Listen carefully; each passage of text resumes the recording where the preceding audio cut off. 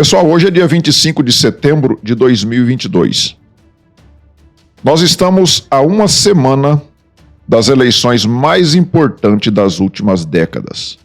Domingo, nós iremos às urnas para escolhermos não só o presidente, como deputados, senadores, governadores, deputados estaduais, mas estas eleições vão ter um significado muito importante. À noite, quando nós tivermos os resultados das eleições, nós teremos então a definição de que país nós teremos nos próximos 4 anos.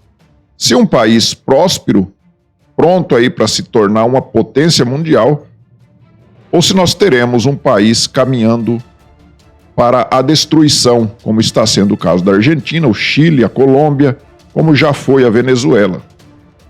Então, nós temos que ter consciência na hora do nosso voto e escolhermos com sabedoria. Temos que pedir a Deus que ilumine a cabeça do povo para que nós possamos, sim, escolher o lado certo. E o lado certo é o presidente Jair Messias Bolsonaro. Ontem nós tivemos o debate, né? Eu vou falar sobre isso aqui, apesar de que o assunto principal do vídeo vai ser esta notícia aqui, ó, onde o TSE barrou as lives eleitorais, entre aspas aqui, né, do presidente Bolsonaro no Planalto e no Alvorada. E dias atrás eu até fiz um vídeo sobre isso daí, sobre as perseguições que o presidente vem sofrendo, né, do judiciário. E aí teve mais essa decisão. Eu vou falar sobre isso, vai ser o assunto principal, como eu disse, mas eu vou falar do debate de ontem também. Ontem o ex-presidiário, ele fugiu. Como diz o Haddad, né? Quem foge de debate é bundão. Então, não sou eu que estou dizendo, foi o Haddad que disse isso. Então o Lula foi um bundão ontem e fugiu do debate. Eu não sei se ele está achando se ele está confiando nas pesquisas eleitorais e está achando que vai ser eleito, ou se ele só estava mesmo com medo de ser chamado de ex-presidiário e de ladrão pelo presidente Bolsonaro e ter que engolir em seco, né? Mas diz ele que vai no debate da Rede Globo que vai ser realizado na quinta-feira. Vamos ver se ele vai mesmo. Ontem nós tivemos lá no debate umas coisas interessantes. Primeiro, nós vimos pessoas inexpressivas como Soraya Tronic, como Simone Tebet, atacando o presidente.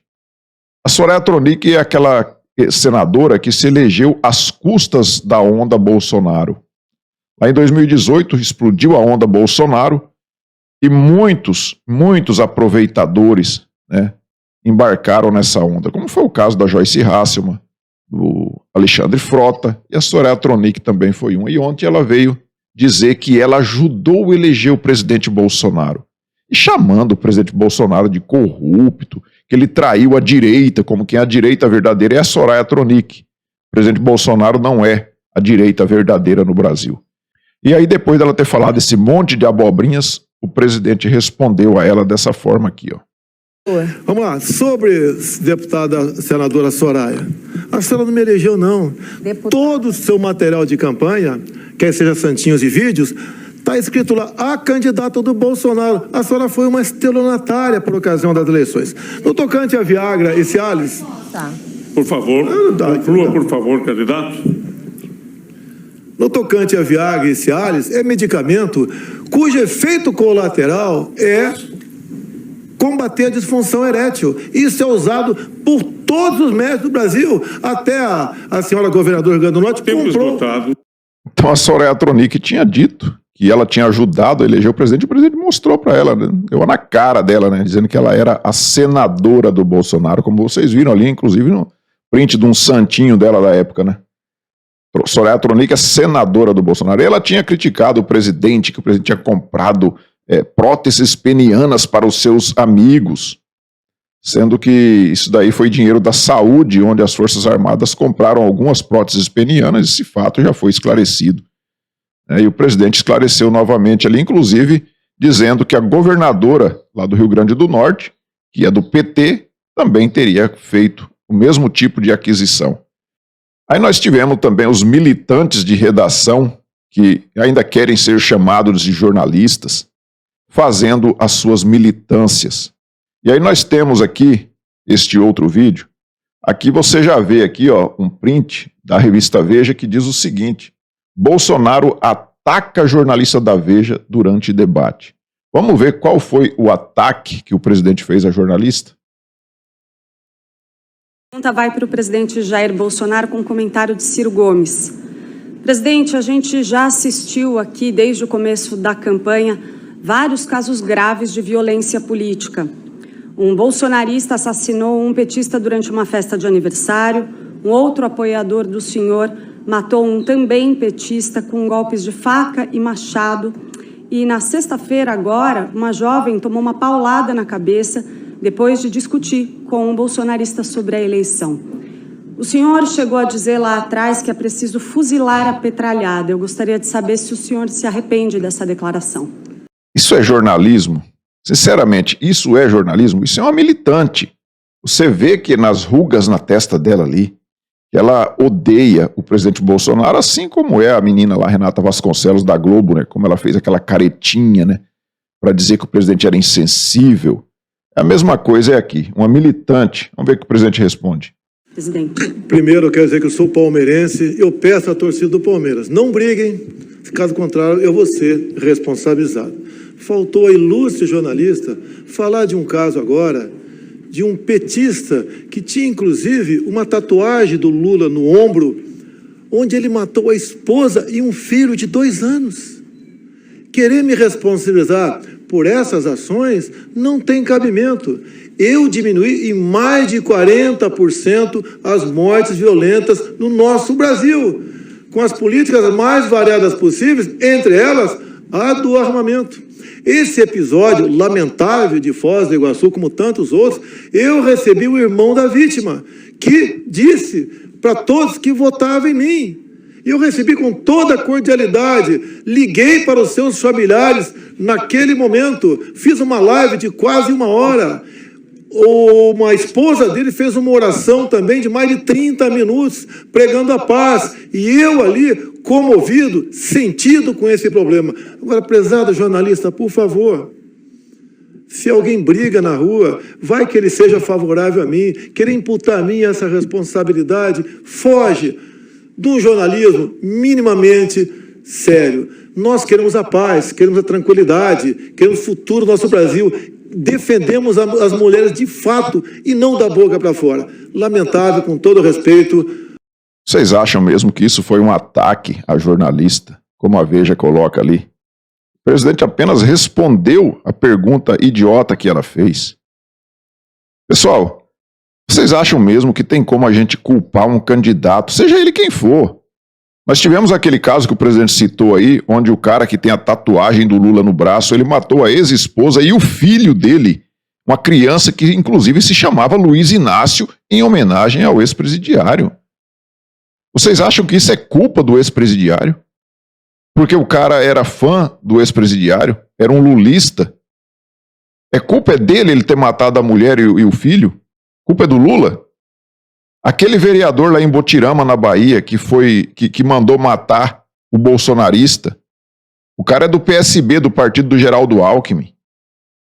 Ou seja, se o Geraldo Alckmin é candidato a vice do Lula, então poderia dizer que a culpa é do Lula ou do Geraldo Alckmin?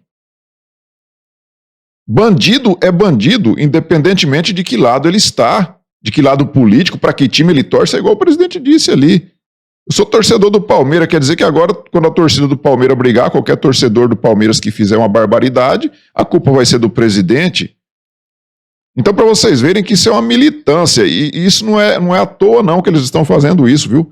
Essa narrativa que a imprensa está criando de violência eleitoral e que o TSE vem massificando isso, violência eleitoral, é para quando o presidente for eleito, eles vierem na maior cara de pau para querer desqualificar e desmerecer a vitória do presidente, dizendo que as pessoas não foram votar, os petistas ficaram com medo da violência dos bolsonaristas. Isso está na cara que eles estão criando essa narrativa com essa finalidade. E nós tivemos também os candidatos lá, Ciro Gomes, Simone Tebet, a própria Soera Tronic, imputando crimes de corrupção ao presidente. E o presidente respondeu da seguinte forma: me acusam de ser corrupto, mas não dizem de onde foi tirado esse dinheiro para a corrupção. Mentiras. Gente aqui posando como vestais da moralidade. O Ciro me acusa de corrupto. Ciro, a Polícia Federal já bateu na tua porta e do teu irmão, por ocasião de desvios lá do estádio do Castelão. Então, por favor, olhem para o espelho primeiro e depois venham me acusar. 3 anos e meio sem corrupção. Me apontem da onde é que eu pratiquei corrupção no Brasil. O Brasil está crescendo. Quando eu falo em PIB, Ciro, vocês querem dizer que por ocasião da 2020, a Covid, o mundo caiu em média 9%, o Brasil caiu 4%. Não poderíamos ter nesse somatório algo muito positivo. Se não fosse a Covid, estaríamos muito além dos 3% no PIB. Então aí o presidente falou do caso que o Ciro e o irmão dele tiveram a Polícia Federal batendo na porta deles lá em ocasião da construção do estádio de futebol. Isso quer dizer que o Ciro e o irmão dele então são corruptos? Porque o presidente não teve nenhuma condenação por corrupção. Tentaram imputar ele naquela CPI do circo uma corrupção nas compras da vacina Covaxin que nem foi comprada. Que um cabo da polícia militar ia ganhar $1 por dose porque estava intermediando uma compra superfaturada, sei lá, de 4 milhões de doses. Quer dizer, um cabo da PM ia ganhar 4 milhões de dólares de propina, sabe? Então, não teve R$1 sequer envolvido, né? Aliás, a transação nem aconteceu, mas dizendo lá na CPI que era a maior corrupção do mundo, viu o Randolph falando isso. Que eles estavam ali diante do maior ato de corrupção da República. Quando nós tivemos Mensalão e Petrolão com bilhões e bilhões desviados, inclusive muitos delatores ali, inclusive o Antônio Palocci devolvendo milhões de reais aos cofres públicos, e vim chamar o presidente de corrupto. Então agora vamos entrar no assunto principal deste vídeo, que é esse aqui. TSE/lives eleitorais de Bolsonaro no Planalto e no Alvorada. Bom, primeiro que o presidente não faz lives no Palácio do Planalto, ele faz no Palácio do Alvorada, onde é a residência oficial do presidente. E aqui na matéria do Poder 360 diz o seguinte: decisão é do ministro Benedito Gonçalves, que analisou o pedido feito pela campanha do PDT, partido do Ciro Gomes, contra transmissões de cunho eleitoral. O presidente sempre fez as lives lá na sua residência oficial. E aqui no Poder 360 diz o seguinte: o ministro Benedito Gonçalves proibiu o presidente Jair Bolsonaro de fazer lives de cunho eleitoral nos palácios do Planalto, da Alvorada e demais bens e serviços públicos que o chefe do executivo só tem acesso em função do seu cargo. Pessoal, o presidente da República, ele mora no Palácio da Alvorada. Ele sempre fez as lives, desde quando ele assumiu o cargo de presidente, ele sempre fez as lives semanalmente, lá do Palácio da Alvorada, ou seja, de dentro da casa dele. Quando o presidente está ocupando o Palácio da Alvorada, é a casa dele. Até porque ele tem que ter todo um aparato de segurança, e se ele fosse morar numa casa particular, seria muito difícil ter uma segurança. Ali você já tem toda uma estrutura, e por isso que o presidente da República ele mora ali. Todos os presidentes da República moram no Palácio da Alvorada. Ali é a casa do presidente. Quer dizer, então, que se o presidente colocar um fundo naquela estante, naquela biblioteca que ele faz ali as lives, se ele colocar um fundo ali com uma outra imagem e falar que está em outro lugar, aí pode fazer a live. Ou se ele sair na rua, em frente ao Palácio da Alvorada, na frente da rua ali, ele pode também fazer, apesar que ali a rua também é pública. Para vocês verem o que esse Benedito Gonçalves está fazendo. Tudo que a esquerda vai lá pedir para ele, ele aceita. Será que aqueles tapinhas que o Lula deu, aqueles afagos que o Lula deu na cara do Benedito Gonçalves, será que tem alguma coisa a ver com isso? Vamos rever os tapinhas que o Lula deu no Benedito Gonçalves lá na posse do Alexandre de Moraes? Olha só.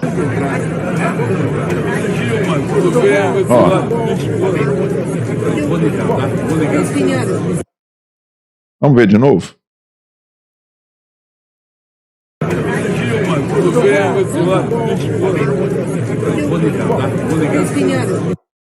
Esses tapinhas aí ficaram famosos, né?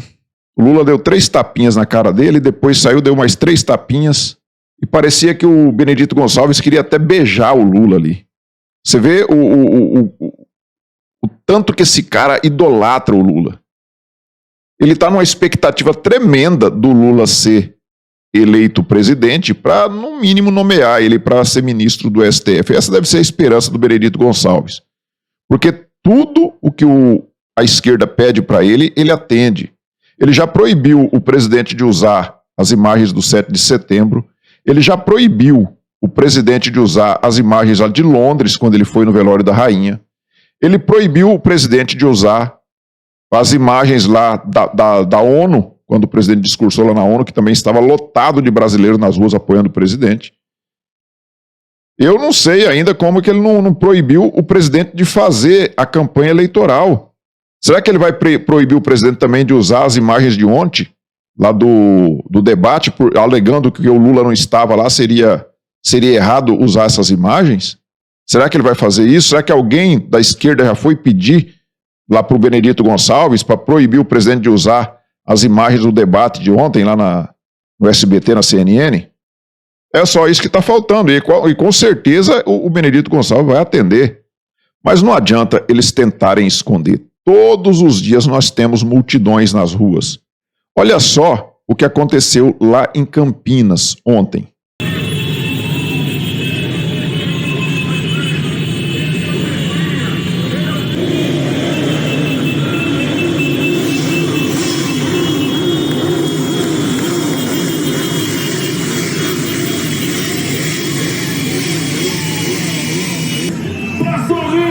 Porque esse é o capitão do povo!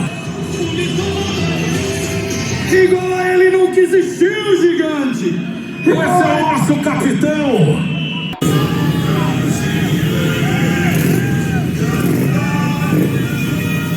Povo de Campinas, Avenida de Yamaguchi! Estamos com vocês! O que o Benedito Gonçalves vai fazer? Ele vai proibir que o presidente saia de casa e faça as motocicletas, porque o povo vai fazer de todo jeito. E aí, o Benedito Gonçalves vai proibir o povo de divulgar nas redes sociais as imagens que nós vemos, a multidão de pessoas que saem às ruas de verde e amarelo? Será que o Benedito Gonçalves vai proibir as pessoas de votarem de verde e amarelo no dia das eleições, no domingo que vem? Eu já comprei a minha camisa verde e amarela para ir votar no domingo. Eu vou com a minha camiseta verde e amarela com a bandeira do Brasil. Será que o Benedito Gonçalves vai proibir isso também? Porque só está faltando isso, né? Para o Benedito Gonçalves falar para o presidente mudar as cores da campanha dele para vermelho, com o martelo e a foice. Só está faltando isso. Mas eles não vão conseguir. Nós vamos vencer estas eleições no primeiro turno. Tudo está mostrando, a não ser as tais pesquisas do IPEC e do Datafolha, né? Mas todas as evidências que nós vemos nas ruas, todos os lugares que o presidente vai, são multidões de pessoas seguindo ele. E isso nos leva a acreditar que o presidente Bolsonaro vai sim vencer as eleições no primeiro turno. Se Deus quiser, é domingo à noite, daqui a uma semana nós já saberemos o resultado, que o presidente Bolsonaro estará reeleito. Quero ver até a cara do Bonner, né, dando essa notícia. Eu não assisto a Rede Globo, vou fazer questão de ligar lá para ver o William Bonner dando a notícia que o presidente Jair Bolsonaro está reeleito. Então, meus amigos, é isso. Vamos intensificar aí a nossa campanha. As tias do Zap, os tios do Zap, todo mundo intensificando a campanha nesta última semana para que nós possamos obter um resultado positivo no domingo que vem. Eu peço a Deus que abençoe vocês, abençoe a semana de vocês. Nós nos vemos aí numa próxima oportunidade. Fiquem todos com Deus. Tchau.